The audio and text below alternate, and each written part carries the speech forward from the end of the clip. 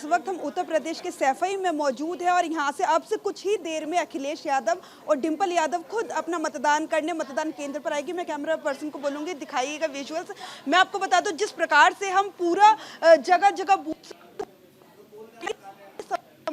को लेके उत्साह जोरों पे नजर आ रहा है। कह सकते हैं कि सैफई से डिंपल यादव जो चुनाव मैदान में उम्मीदवार है सपा की, कहीं ना कहीं उनकी जीत सुनिश्चित मानी जा सकती है, क्योंकि जिस प्रकार से हमने लोगों से बात की है, लोगों की प्रतिक्रिया जानी है उनको लेकर। और बात करें भारतीय जनता पार्टी की तो कहीं ना कहीं समाजवादी पार्टी को लेके डिंपल यादव को लेके यहाँ की जनता बहुत ही साफ है। उनका साफ तौर पर कहना है कि डिंपल यादव अखिलेश यादव के परिवार ने सैफई में बेहद ही ज्यादा काम किया है, तो कहीं ना कहीं हमारा मतदान उन्हीं को जाएगा। तो जिस प्रकार से पूरा सिनेरियो बना हुआ है, अब से कुछ ही देर में अखिलेश यादव और डिंपल यादव यहाँ मतदान करने आएंगे। उसके बाद वो यहाँ पे मीडिया को संबोधित भी करेंगे। इसके बाद लगातार आज तीसरे चरण का मतदान है। चौथे चरण के मतदान को लेकर कई उनकी बैठकें यहाँ पर कंचन, अगर देखिए आप सैफई में मौजूद हैं और सबसे अहम चीज है कि मैनपुरी सीट 1996 से सपा के खाते में रही है और डिंपल यादव कहा जा सकता है कि नेताजी की विरासत को आगे बढ़ाएंगी।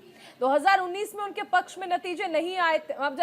मुलायम सिंह यादव थे यहाँ पर, उनके निधन के बाद उपचुनाव हुआ और वहां पर डिंपल यादव को जीत मिली। हालांकि लोगों ने कहा सिंपैथी वोट है, लेकिन इस बार पूरी तरह से चुनावी मैदान में है। क्या कहता है वहां का रुख?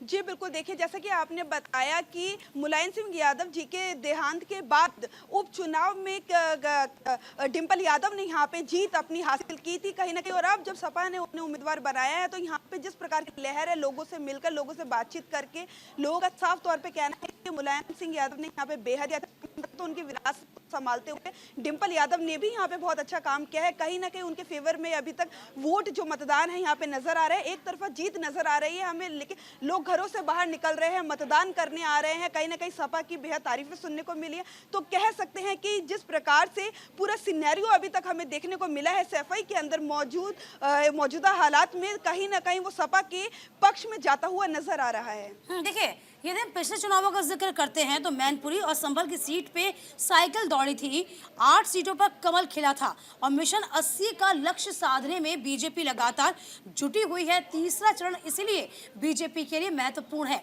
लेकिन क्या लगता है कि बीजेपी के जो तमाम प्रत्याशी मैदान में उतारे गए हैं सेंध लगा पाएंगे? चूंकि यदि हम सैफई का बात करते हैं तो देश के बड़े राजघरानों में शुमार है सैफई की ये सीट, यादव परिवार के लिए वर्चस्व की सीट है ये।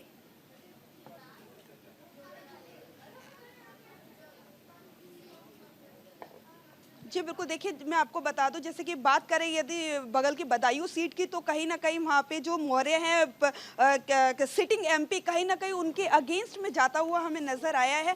जिस प्रकार से आपने बताया कि 2019 में 8 सीटें आई थी समाजवादी पार्टी के खाते में, कहीं ना कहीं इस बार हो सकता है कि सीटें बढ़ती हुई नजर आए। जहाँ पर हम होते हुए आए हैं बूथ पर से लोगों से मिलते हुए हैं, कहीं ना कहीं हमें सपा की यहाँ पर लहर दिखी है। नजर आ रहा है कि लोग उनके समर्थक है। बेरोजगारी, किसान और युवा यहाँ पे महत्वपूर्ण मुद्दा है। इस मुद्दे को लेकर यहाँ की जनता बात कर रही है।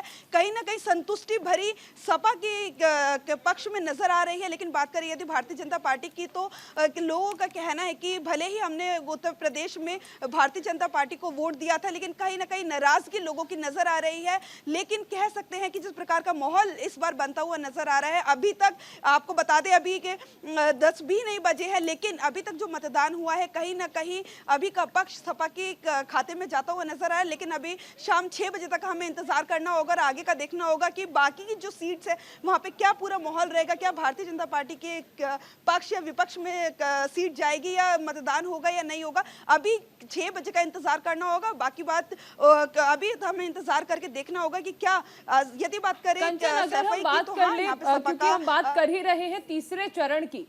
तीसरे चरण में अगर तीसरे चरण में 9 सीटों पर समाजवादी पार्टी चुनावी मैदान में है और अखिलेश यादव के परिवार के 3 सदस्य हैं यहाँ पर। डिंपल यादव हैं, अक्षय यादव हैं, आदित्य यादव हैं।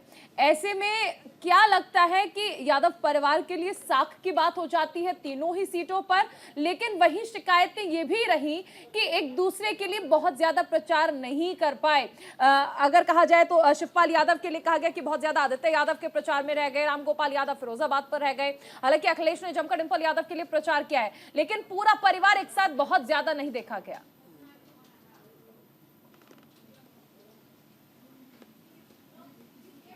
जी बिल्कुल, देखिए मैं आपको बता दूं, जहां पे हम मौजूद हैं यहाँ से आपसे कुछ ही देर पहले रामगोपाल यादव, अक्षय यादव अपनी धर्मपत्नी के साथ अपना मतदान करने आए थे। और जब हमने उनसे सवाल किया था इस पूरे सिनेरियो को लेकर, तो कहीं ना कहीं वे बेहद ही संतुष्ट नजर आए थे। और कहीं ना कहीं उन्होंने कहा कि इंडिया गठबंधन की सरकार इस बार आने वाली है और हमने पूरी मजबूती से चुनाव लड़ा है। लेकिन आप जैसे कि बात करें नाराजगी की, उस तरीके का कुछ भी वो कहते हुए नजर नहीं आए थे। यदि बात करें भारतीय जनता पार्टी की, तो जिस प्रकार से लगातार कुल मिला के हमें देख सकते हैं कि 2096 की बात करते हैं, मैनपुरी सीट की बात करते हैं, यहाँ पे जो दबदबा रहा है वो समाजवादी पार्टी का रहा है।